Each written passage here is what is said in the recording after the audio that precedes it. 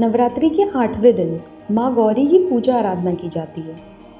ये माता माँ दुर्गा का 8वां स्वरूप है। जैसा कि नाम से ही प्रतीत हो रहा है कि माँ का वर्ण गौर है। माँ गौरी की उपमा चंद और कुंद के फूल से की जाती है।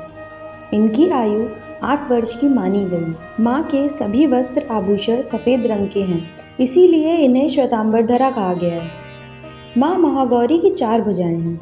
माँ के ऊपर वाला दायां हाथ अभय मुद्रा में है तथा नीचे वाले दाएं हाथ में त्रिशूल है और बाईं तरफ वाले हाथ में डमरू और नीचे वाला बायां हाथ वर मुद्रा में है।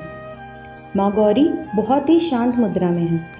माँ महागौरी की पूजा अमोघ फलदायिनी है और इनकी पूजा से भक्तों के सभी पाप धुल जाते हैं और भक्तों के पूर्व संचित पाप भी नष्ट हो जाते हैं। इनकी कृपा से अलौकिक सिद्धियां भी प्राप्त होती हैं। वह सभी प्रकार के पवित्र और अक्षय पुण्यों का अधिकारी हो जाता है।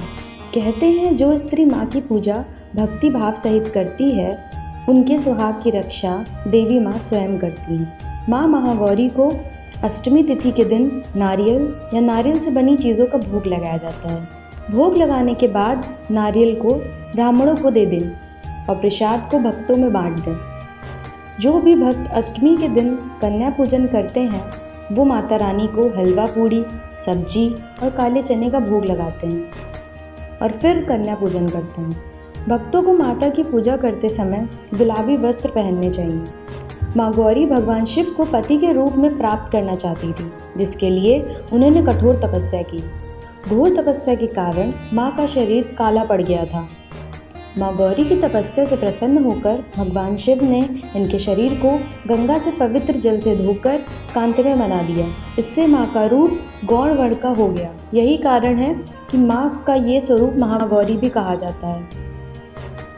एक अन्य कथा के अनुसार जब माँ तपस्या कर रही थी, तभी एक भूखा शेर भोजन की तलाश में वहां पहुंचा। देवी माँ को देखकर शेर की भूख और बढ़ गई, लेकिन वह माँ की तपस्या से उठने का इंतजार करते हुए वहीं बैठ गया। इसी के इंतजार में वह शेर काफी कमजोर हो गया। जब देवी माँ तपस्या से उठी तो सिंह को देखकर उन्हें उन पर बहुत दया आई और माँ ने सिंह को सवारी बना लिया, क्योंकि उसने भी एक प्रकार से तपस्या ही की थी। इसीलिए महागौरी का वाहन बैल और सिंह दोनों ही हैं। तो आनंद लीजिए भक्ति की समृद्ध धारा का और जुड़िए दिव्य सुधा के साथ, और हमारे चैनल को सब्सक्राइब करना ना भूलें।